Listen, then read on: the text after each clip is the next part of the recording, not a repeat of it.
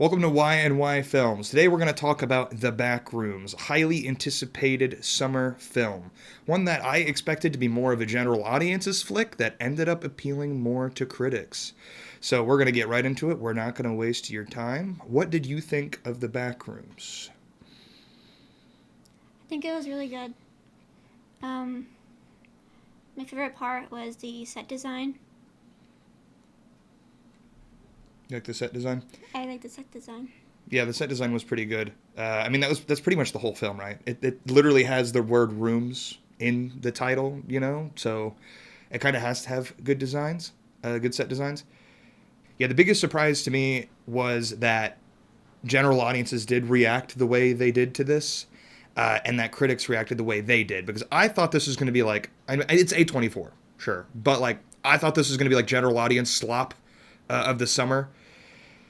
But it ended up being something that critics liked more. And man, talking about general audiences, this was the worst theater experience I've ever had.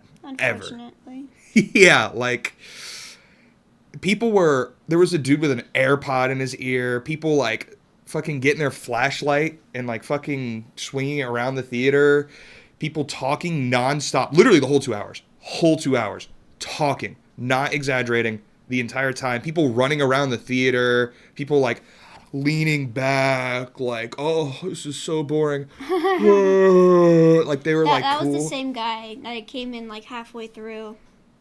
Like he came in halfway through and like he was like legit talking normally. Yeah. He wasn't whispering for anybody else, just talking like normally to his people that he came in with. Yeah, like he was like just walking in like, excuse me, like as loud as you could as you could possibly be.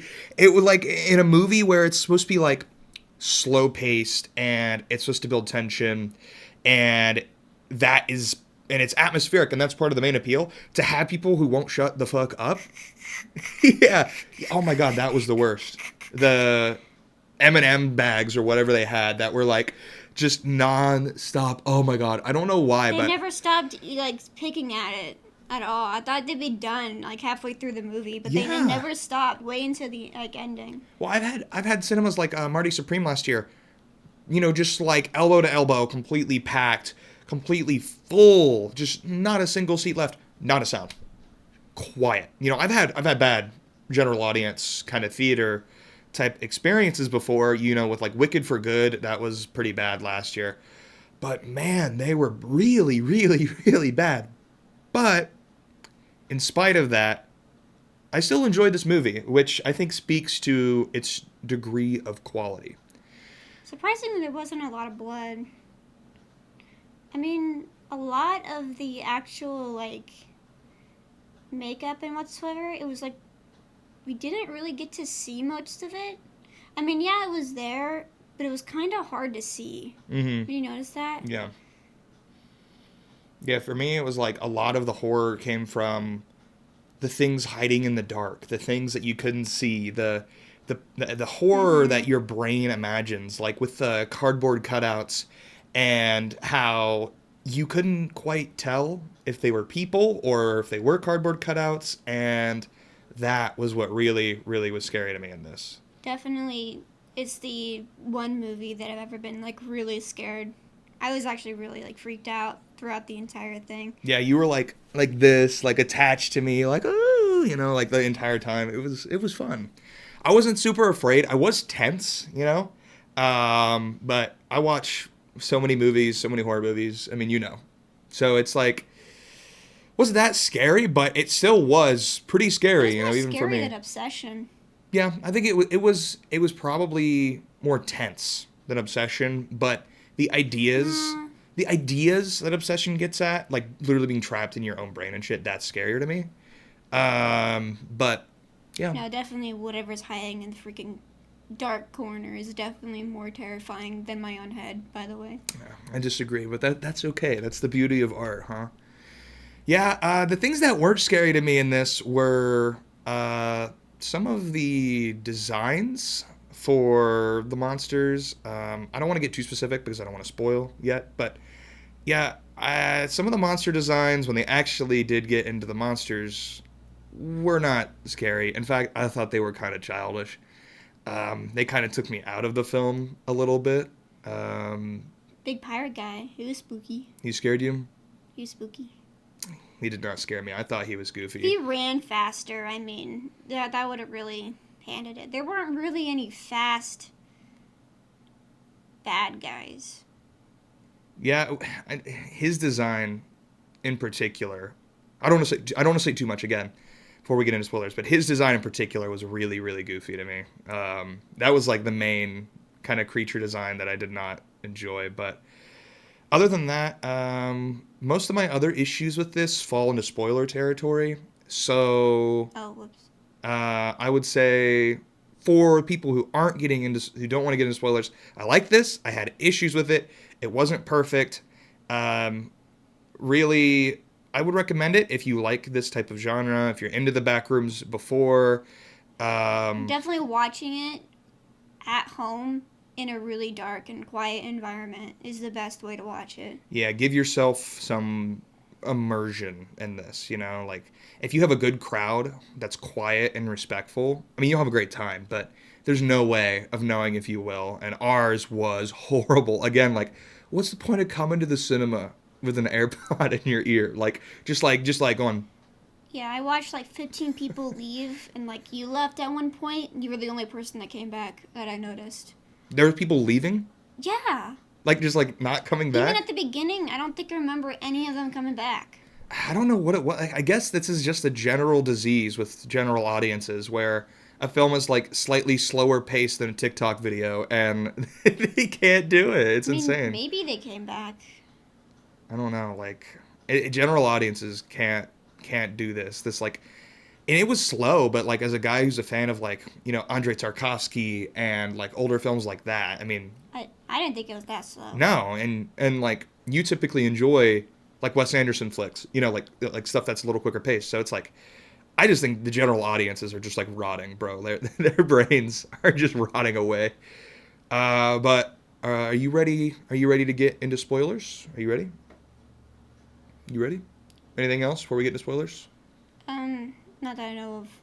Okay, we're gonna get into spoilers. All right, 3, 2, 1. Spoilers. Okay, so my biggest issue with We this do film, not need a countdown. bro, I like counting. It's good. It's good. It's good. Okay, if you're at work and you have a loud ass fan in your ear like I do, a countdown helps in case you don't hear it the first time. Okay.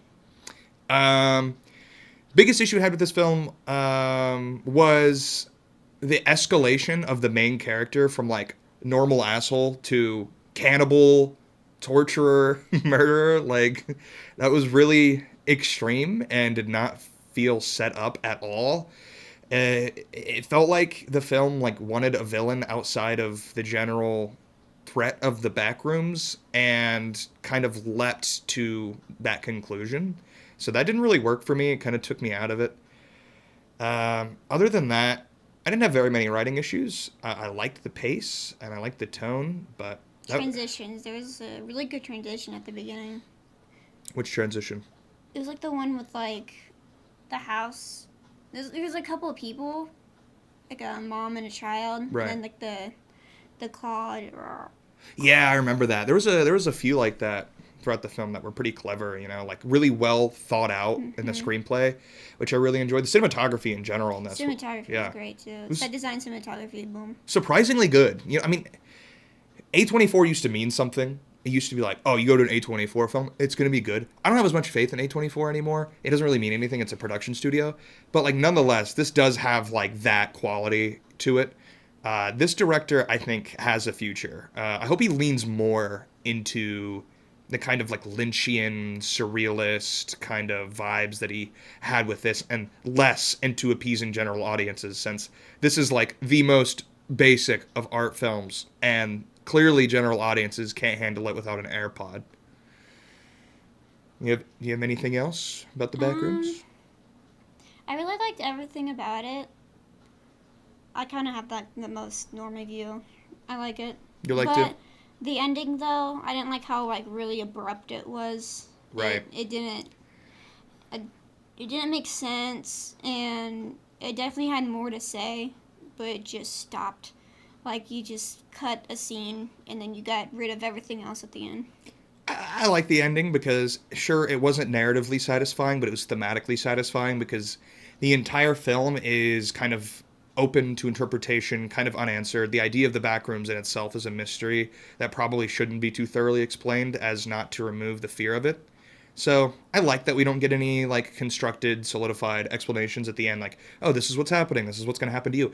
It matches thematically with the rest of the film, so I didn't mind the ending too much. You disagree? You're wrong. I'm gonna hurt you. Cut this. But another thing I wanted to mention before we finish up the review, the ending credits has a Boards of Canada song. Boards of Canada, they came out with a new album. They're my favorite band. They're pretty niche. Called Inferno. The same day this dropped, and the what are you singing? That is not what plays. Everyone knows it. That is not what. That's what's in the movie, though, isn't it? I think you mentioned that there was a song in the movie about. But yeah. So that was a really cool surprise. Like this director has good taste. So I'm excited for his future. I like this film. So, you got anything else to say? I like yellow. You like yellow? It was a pretty yellow film. The color grade was piss for sure. Piss yellow. Shut up. I like the color grade. It was unique. It wasn't like gray, like literally every other, horror movie color grade. So I enjoyed it. Okay, I'm done. I'm good. You good? Yeah. Okay. All right. You want to get on to final ratings? Yeah. All right. You want to go first? I'm gonna get it a 4 out of 5. 4 out of 5. That's 4 pretty out of high. 5. Okay. So 8 out of 10. Yeah. All right. I'm gonna go right below you. I mostly agree. I don't have a ton of issues with this. Like, the thing that drags this film down for me is more just entertainment value. Probably the violent reactions from my audience and how horrible they were. But despite that, I really enjoyed this. It's really quality. The director, 20 years old, as everyone has talked about. He has a future. This is a 7 out of 10, 3.5 star on Letterboxd for me. I quite enjoyed it. I'd recommend going to check this out. This has been Dutch, and we didn't even introduce ourselves. That's okay. Dutch, and what's your name for the audience? My name's Tabby. Tabby, Dutch and Tabby. Thank you for checking out our review on Y&Y Films, and have a great day. Don't have a great day.